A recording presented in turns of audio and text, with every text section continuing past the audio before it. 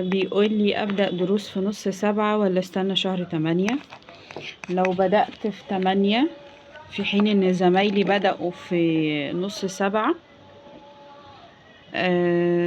أبدأ في نص 8 ولا في أوله؟ أعمل إيه في الأجازة وقبل السنة ما تبدأ عشان أدخل فايق؟ بسمع من زمايلي اللي بيبدأ في شهر 7 بيجي على شهر 3 كده وبيفرهد، يعني بيعمل بيرن اوت.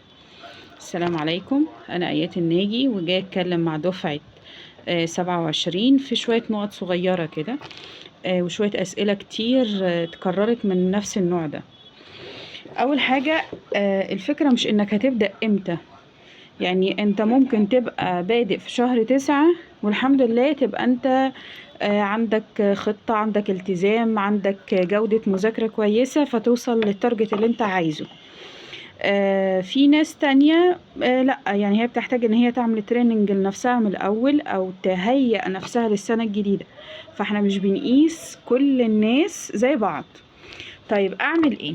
بص يا سيدي، قالك اول حاجة انا علشان ابدأ السنة بتاعتي اشتغلها ازاي.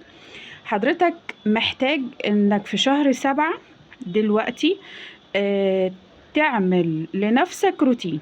ايه هو الروتين؟ ان انا اقلل سوشيال ميديا واحدة واحدة تدريجيا، بحيث ان انا لما ابدأ المنهج بتاعي او ابدأ المذاكرة بتاعتي ابقى عارف نفسي قادر ابعد عن السوشيال ميديا.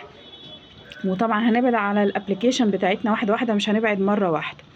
دي نقطة. النقطة التانية، هتحاول تظبط مواعيد نومك، اللي هو المواعيد الصحيان ومواعيد الدروس، الصحيان والقومة وان انا انام كام ساعة واصحى كام ساعة، والصحيان بتاعي هيبقى بستغله في ايه او بعمل فيه ايه، وهكذا. تالت حاجة ان انا هبني لنفسي عادة. يعني انا شايفة من وجهة نظري ان شهر 7 ده شهر مناسب ليك انك تبني عادة في انك تقعد على المذاكرة نفسها او تقعد على الكتاب نفسه. طيب انا اذاكر؟ لا، ما تذاكرش. ممكن حضرتك تستغل الموضوع ده بانك تجيب رواية تقراها، وطبعا بلاش خالص اللي هو الPDF او نقعد على الموبايل. لا، امسك ورقة وقلم او امسك حاجة في ايديك عشان خاطر تبقى مركز اكتر. طيب يبقى اول حاجة هبعد على السوشيال ميديا واحدة واحدة، اظبط مواعيد النوم بتاعتي واحدة واحدة، ابدأ اظبط الروتين بتاع عادات المذاكرة بتاعتي واحدة واحدة. طب اظبط عادات المذاكرة بتاعتي ازاي؟ وجهة نظري ان انا اقلب مواعيد نومي بحيث ان هي تبقى معكوسة عن الناس اللي موجودين معايا في البيت. ليه؟ اول حاجة انت هتبقى محتاج تبقى مركز، محتاج ان ميبقاش فيه دوشة حواليك عشان تجمع اكتر، محتاج ان انت تثبت مواعيد بحيث ان دماغك وعقلك تبقى عارفة ان هو ده الوقت، وقت المذاكرة. طب اعملها ازاي الكلام ده؟ واحدة واحدة. ابدأ اشتغل من او المذاكرة بتاعتك تبدأ من مثلا الساعة 3 4 الفجر لحد الصبح. يعني حضرتك هتروح تنام العشاء عادي خالص، او تظبط النوم بتاعك يبقى من الساعة 10 لحد الساعة 4، كويس جدا. وبعد كده تصحى من النوم، هتصلي الفجر، هتقعد تستغفر طبعا، تمسك ورقة وقلم، تعمل روتين كتابة، تعمل روتين قراية في كتاب، في اي حاجة. ده بالنسبة لي في شهر 7 تبقى انت مظبط نفسك على الموضوع ده. طيب انا لو بدأت في شهر 8 هبقى انا متأخر عن زمايلي ولا لا؟ وجهة نظري انا في الثانوية العامة عايزة مرارة، وعايزة حد يبقى نفسه طويل. هي السنة طويلة والاعتماد بيكون على ان احنا الجودة، التركيز بتاع حضرتك، الاستمرارية، جودة المذاكرة. يعني أنا ممكن أقعد مثلا على الكتاب نص ساعة وأجمع كل الأفكار تقريبا بنسبة 50% من الدرس بتاع النهاردة. إنما أنا ممكن أقعد ساعتين وماسك الموبايل وماسك مش عارفة إيه وما أجمعش حاجة. لا، أنا وجهة نظري إنك لما تيجي تقعد على الكتاب يبقى أنا خلاص قعدت على الكتاب، بذاكر، بجمع، بحضر نفسي إن أنا هذاكر خلاص دلوقتي. يبقى انا لاغي دماغي من فكرة اي حاجة تانية حواليا او اي حاجة مشتتات حواليا. يبقى هنا تبدأ بدري او تبدأ متأخر بتعتمد على الالتزام، الاستمرار، جودة المذاكرة. طيب اعمل ايه؟ علشان ادخل السنة فاهم. وجهة نظري المتواضعة، حضرتك دلوقتي مثلا لو انت هتدخل علمي او ادبي whatever بقى انت هتعمل ايه، في عندنا اساسيات في كل المواد.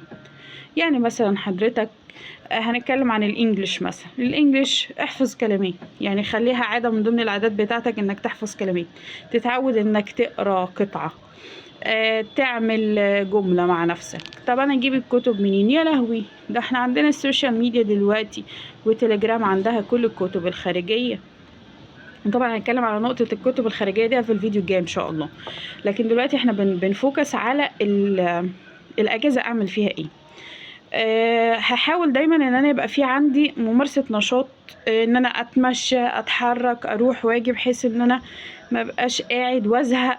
وطبعا احنا جين زي والفا ما بيحبوش القعده، بيحبوا الفرق، فدايما هيبقى عندي حركه او جزء من اليوم بتاعي فيه حركه، او ان انا بروح وباجي يعني. طيب اللي بيبدأ بدري بيجي على شهر 3 وبيفرهد. وجهة نظري يعني انك تبقى بادئ وانت ضاغط نفسك هو اللي بيحرق منك البنزين.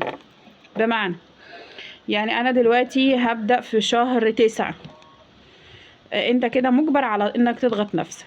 طب انا هبدأ في شهر 6، في شهر 7 8 بعمل عادات لنفسي، دماغي بتبقى عارفة خلاص ان انا بهيئ نفسي للمذاكرة.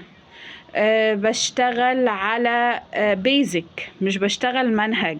يعني في 8 و7 دول انا بشتغل بيزكس لكل المناهج بتاعتي، فيزياء، كيمياء، بيولوجي، رياضة. وخصوصا ان المواد دلوقتي بقت تراكمية اكتر، فانا دلوقتي بعتمد على ايه؟ بعتمد على فكرة ان انا اجهز نفسي واجهز عقلي للسنة الجديدة، بحيث ان انا لما اجي على اول شهر 9 ابقى انا ببدأ منهج، او في اخر 8 كده ببقى بادئة منهج، ابقى انا خلاص كده انا بنيت عادات، اشتغلت على نفسي صح، قدرت ان انا ابدأ ايه السنة الجديدة وانا ريفرش. يبقى حضرتك تبدأ بدري او تبدأ متأخر، الفكرة نفسها بتعتمد على مرارتك انت، صبرك انت، اجتهادك انت. طيب لو بدأت بدري اعمل ايه؟ انت بتظبط اساسيات المواد بتاعتك، ما بتظبطش مناهج. هاجي في النص وافيص، كلنا هنفيص تقريبا يعني، بس احنا ما بنعتمدش على ان احنا بنفيص، لا احنا بنكمل طبعا عادي جدا. بنفصل مثلا يوم او حاجة في الاسبوع وشكرا، وبنرجع تاني نرفرش نفسنا ونبدأ من اول وجديد كأن مفيش اي حاجة حصلت. زمايلي لو بدأوا بدري وانا بدأت متأخر، ما تقارنش نفسك بحد، انت رحلتك فردية تماما. وهنتكلم طبعا نقطة على نقطة ان انا اصاحب مين وما صاحبش مين، واروح فين واجي منين. انا الفكرة نفسها ان انا ابدأ ازاي، اعمل ايه. ابني لنفسك عادة، اشتغل على الأساسيات بس، اعتمد على انك تظبط مواعيد نومك، تبعد عن السوشيال ميديا تدريجيا مش مرة واحدة.